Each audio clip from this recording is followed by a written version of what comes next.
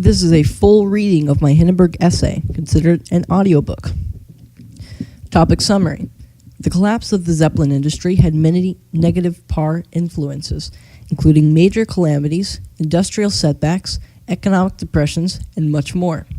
The main of these catalysts was the Hindenburg incident, in which the world's largest airship exploded while in mid-flight, killing 37 out of the 45 passengers and crew aboard it. This, in turn, led down to the downfall itself of the Zeppelin company. Thesis.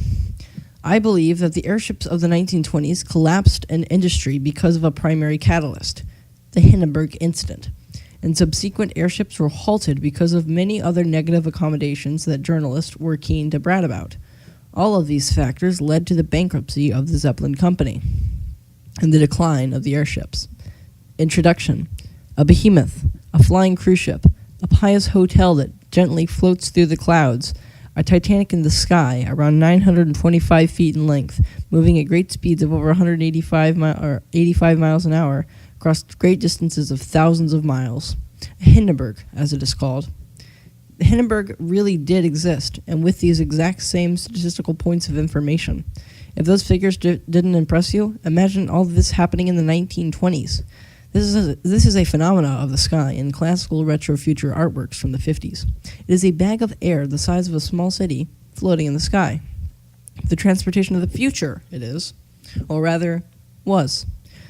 The advertisements bravely prevailed. The experience? It could be best described as a Royal Deluxe 5-star hotel that floats in the air to reach its destination. Very attractive indeed for holiday vacation goers, businessmen, and even exploration-enthused drunks alike. How could such a concept fail? What happened to all the Hindenburgs? The short answer is that they all exploded. The long answer is, well, the same, save for a few immense economic depressions, Hitler endorsements, that never goes well, and the fact that the whole Royal Deluxe Hindenburg experience was a total hellfest for the people that spent their money on it. And money they spent, and some of it spent on lawsuits and doctor bills. Even the folks at the morgue were making big money after the disaster occurred. A large portion of people seem to wonder why there are no airships roaming the sky in the modern day, and why only the mere blimps of the, quote, future, unquote, are still here in the proper day. This is a question with a simple answer. When 1920s Johns, Joes, and Jacks heard stories of the negative par accommodations, it would be easy to imagine that most people had a semi-focused negative par idea how an airship trip would be. Oh, and then one exploded in front of rolling cameras. Do you want to go on my explosive bag of explosive gas high in the sky with publicly knowledge bad experience and an overpriced ticket and waiting time? Or do you want to go across the ocean in 40% more time at 1/10 the cost at a much safer standard with more top par accommodations in a, get this, ocean liner rather than an airship? The population of the world preferred a minor inconvenience over a major income setback as well as a bad experience. There were planes, after all. If you really wanted to get somewhere, you could fly there in a plane.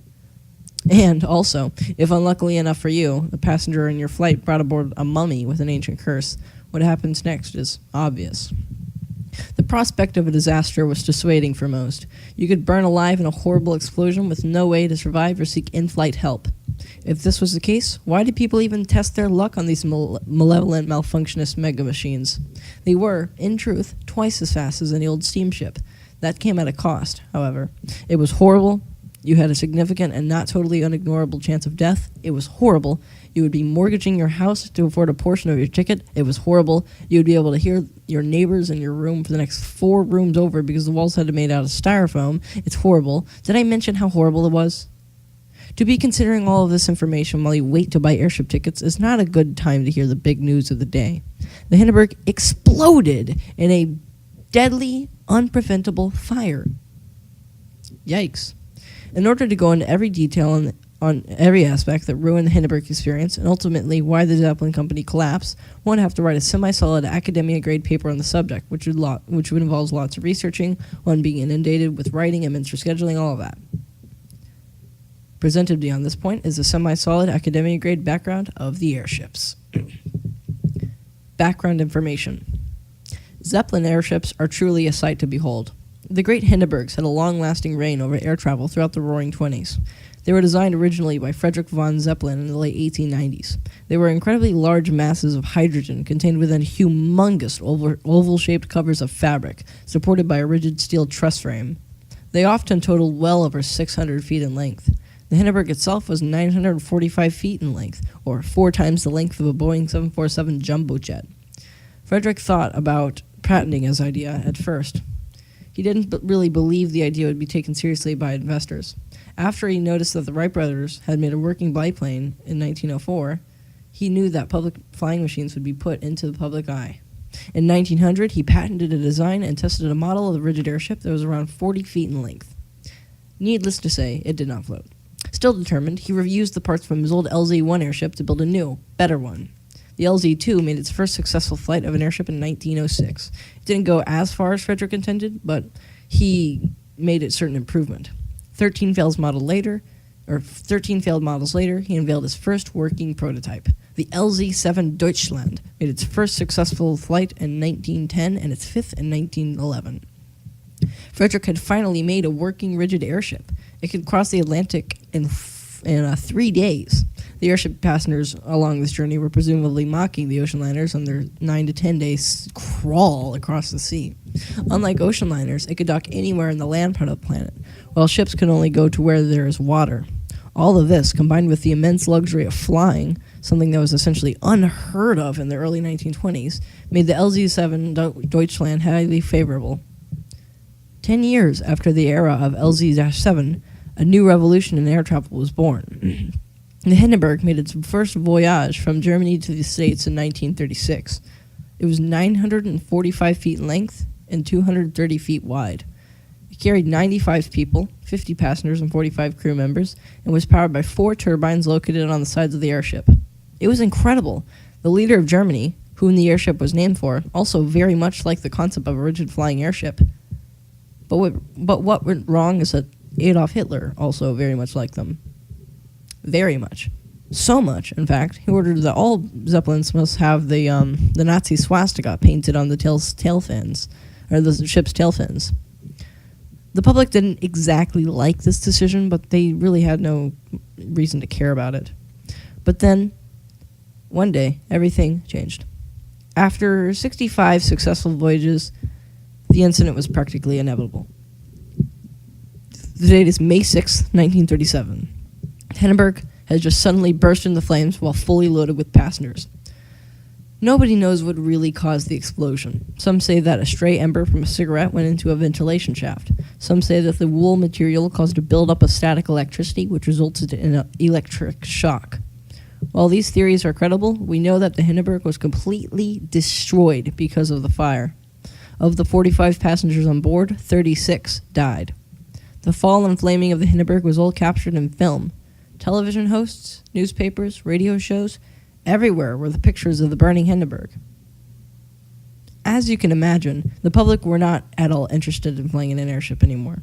And just like that, an industry died. The Zeppelin company went out of business less than a month after the incident, and they were mostly forgotten for the rest of the years to come. Section 1. The Hindenburg was purported to be, at least by 1920 standards, the most luxurious machine that had ever roamed the skies. It was prolificized by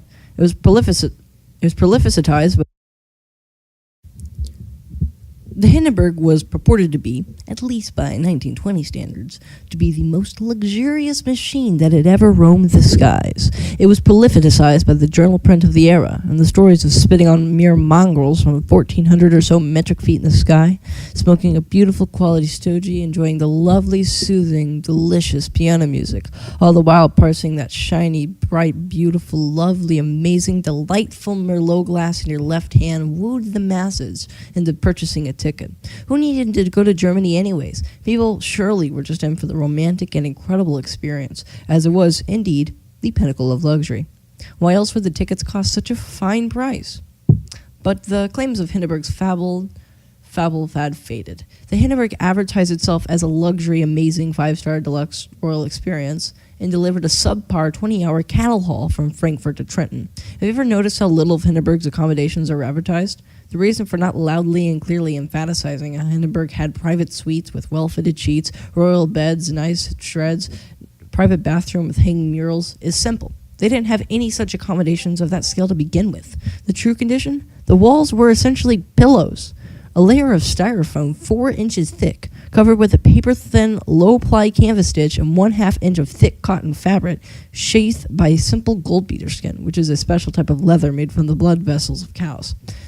Cotton, flannel, and styrofoam are not good for a soundproof wall material. A soundproof wall material? No. That was way too heavy. The engineers of the Zeppelin Company had to settle for semi-rigid pillow materials for their walls.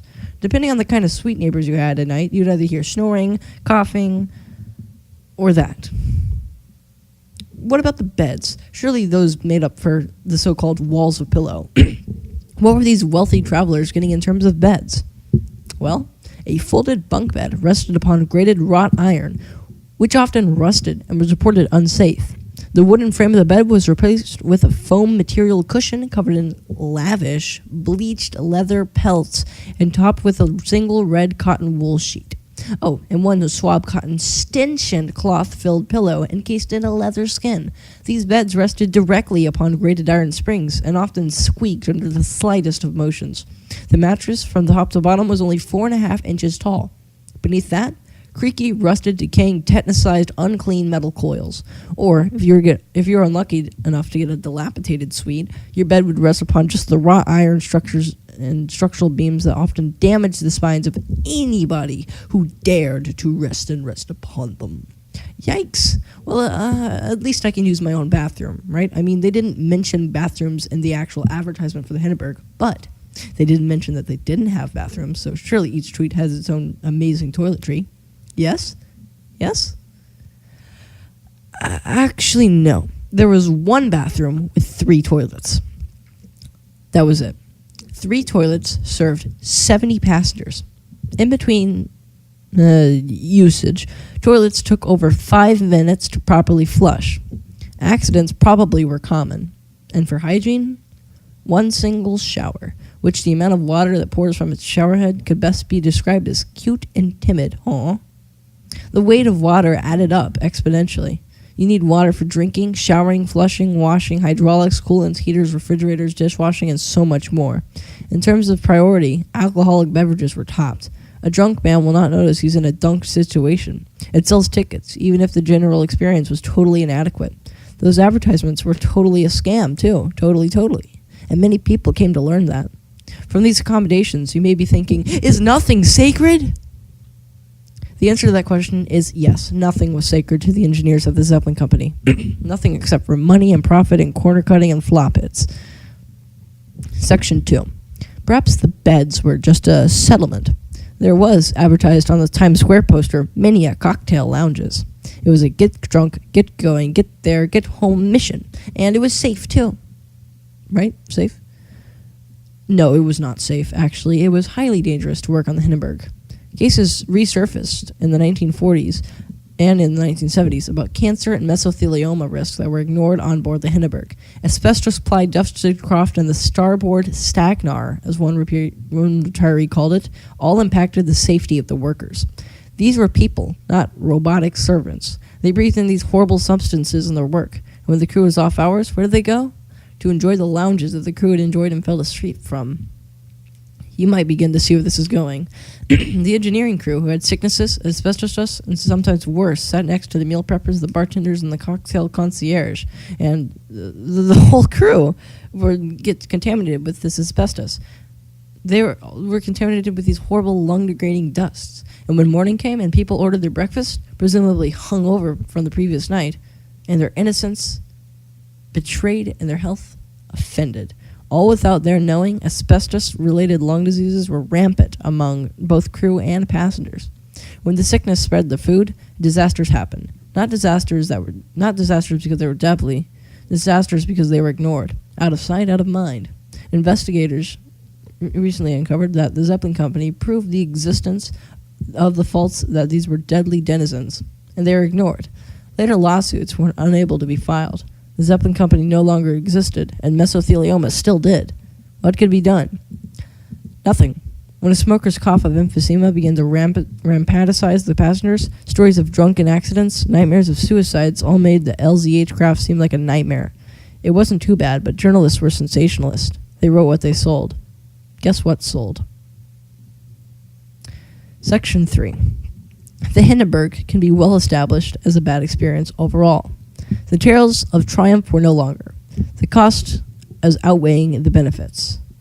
While the cost may be considered one true experience, rampant disease, or any number of these negative factors, only one true cost reigns supreme. 6,149 euros and 52 euro coins. 5,546 pounds and 55 pence.